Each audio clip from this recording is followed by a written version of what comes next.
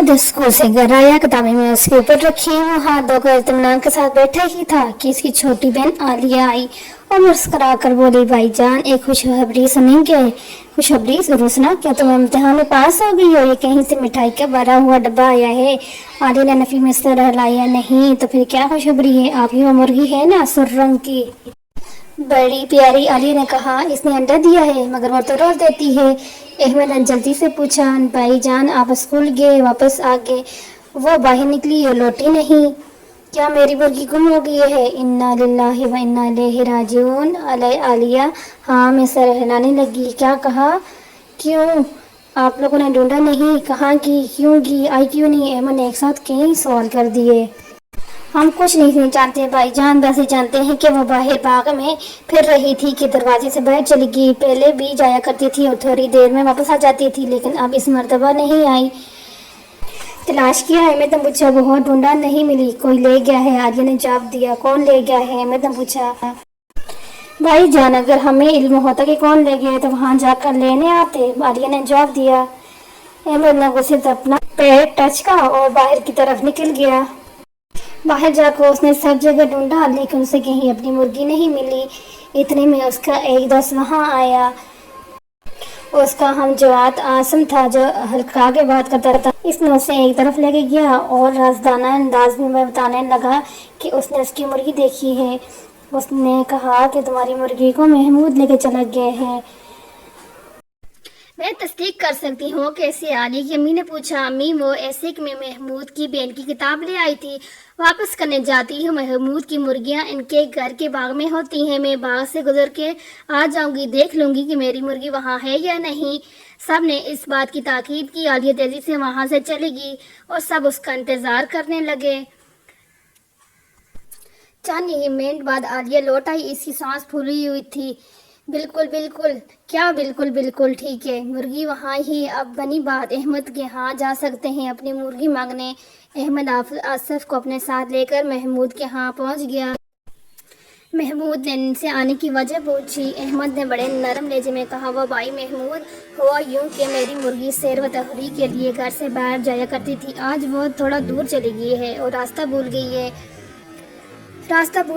ओह, आपने अखबार में तलाश गुमशुदगी का इश्तिहार तो दिया होगा। महमूद बोला, जी नहीं, इसकी ज़रूरत नहीं पेश आई, वो गलती से आपके घर चली गई है। मेरे घर में चली गई? महमूद ने हैरत से पूछा। जी हाँ, वो आपके यहाँ। महमूद मुस्कुराया। आपको गलतफहमी हुई है, आप जैसे अक्लमंद लड़की की मुर्गी वो भी घर का रास्ता कैसे पूछ सकती है? ये बात सुनकर आसफ कहने लगा, मैंने खुद तुम्हें मुर्गी को तुम्हारे हाथ में देखा है। उसकी नकल उतारते हुए महमूद ने कहा, वो मैं मार्केट से खरीद कर लाया हूँ, क्योंकि वो अलकाता था। आसफ ने मुंह मसोरा। अहमद और महमूद दोनों हंस पड़े। मुझे यकीन है मेरी मुर्गी आप ही के यहाँ मौजूद है, ठीक 100% ठीक आपकी मुर्गी मेरे पास है, तो आप इसकी निशानी बता दें। अगर ये निशानी ठीक हुई मुर्गी आपकी, ये तो आप कर सकते हैं ना? कर सकता हूँ तो कीजिए, बताएं आपकी मुर्गी का रंग कैसा है? अहमद फौरन बना, सुर्ख। मुर्गी का रंग सुर्ख। और वज़न कितना है? वज़न? जी हाँ, इसका वज़न कितना है? जी हाँ, इसका वज़न कितना है बताएं ना। मैंने इससे नहीं तोला, ना ही तोलने की कभी ज़रूरत है। फिर बताएं, मुझे कैसे मालूम कि आप दुरुस्त कहते हैं? अच्छा, आप ये फरमाएं कि इसकी परों की तादाद कितनी है? मैं बिल्कुल मजाक नहीं कर रहे हैं, आपसे आपकी मुर्गी की निशानी पूछ रहा हूँ। अहमद उठ गया और गुस्से से जाने लगा। ऐसे पीछे चला गया। क्यों भाई, क्या हो गया? मुंह लटकाए क्यों खड़े हो? क्या हुआ है?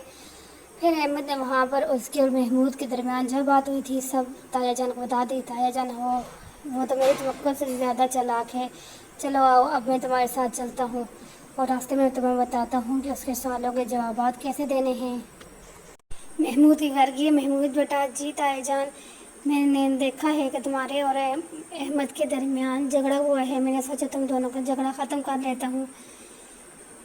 दोस्तों में झगड़ा हरगिज़ नहीं होना चाहिए ताया जान। आप जिस तरह अहमद के बुज़ुर्ग हैं, इसी तरह मेरे ही बुज़ुर्ग हैं। आप जो फैसला करेंगे मुझे मंजूर है। ये तुम्हारी सादतमंदी है बेटा। अपनी मुर्गी की सही सही निशानी बता दे, लेकिन ये बता ही नहीं रहा। क्यों? मैं अगर तुम्हारी मुर्गी है तो इसकी जो पूछ रहे सही से निशानी बताओ। ठीक है ताया जान, मैं तैयार हूँ। महमूद पूछो। अच्छा, ये बताओ कि तुम्हारी मुर्गी का रंग कितना कौन सा है? मेरी मुर्गी का रंग लाल है, सुर्ख है। मुर्गी का वज़न? अहमद सोच में पड़ गया और महमूद खुश हुआ कि चलो मैं कामयाब हुआ। لیکن پھر احمد نے کہا کہ میری مرغی کا وزن 1.5 کلو ہے۔ اس نے محمود نے کہا نہیں، تو تایا جان نے کہا چلو تول کے ناپ لیتے ہیں، جاؤ تم اپنی مرغی لے کے آؤ اور اس کو تولتے ہیں۔ محمود گیا، مرغی کو لے آیا، مرغی کو لا کر جب اس کو تولا گیا تو مرغی 2.5 کلو سے 2 چٹاک کم تھی۔ محمود خوش ہو گیا کہ یہ دیکھیں یہ تو اس نے غلط بتایا ہے، اور پھر احمد نے کہا کہ میری مرغی جب گھر سے نکلی تھی تو 2.5 کلو کی تھی، میری مرغی کا وزن 2.5 کلو تھا۔ گھر سے بچھڑ کر اتنی اداس ہوئی کہ اداس ہو کر اس نے اپنا 2 چٹاک وزن کم کر دیا۔ یہ سن کر محمود پریشان ہو گیا۔ یہ بات معقول ہے محمود بیٹا، تم بھی یقیناً اسے معقول سمجھو گے، کوئی اور نشانی پوچھتا ہوں، اس کے پروں کی تعداد بتاؤ۔ جی میرے مرغی کی پروں کی تعداد 9,999 ہے۔ غلط، محمود بول اٹھا۔ درست، احمد نے اصرار کیا۔ میں کہتا ہوں یہ غلط ہے، میں کہتا ہوں یہ درست ہے، دونوں جھگڑنے لگے۔ جھگڑتے کیوں ہو؟ ابھی اسی بات کا فیصلہ ہو جاتا ہے۔ محمود بیٹا فرمائے تایا جان، مرغی تمہارے پاس ہے؟ جی، پر گن لو، معلوم ہو جائے گا کہ احمد ٹھیک کہتا ہے یا غلط۔ محمود بیٹا کیا سوچتے ہے؟ محمود کچھ دیر خاموش رہا، پھر مرغی احمد کی طرف بڑھا کر بولا، میں اپنے کیے پر نادم ہوں تایا جان۔ شاباش محمود بیٹا، سعادت مند اولاد کوئی بری حرکت کرے تو پھر اس پر ندامت کا اظہار کرے تو اللہ پاک اسے معاف کر دیتے ہیں۔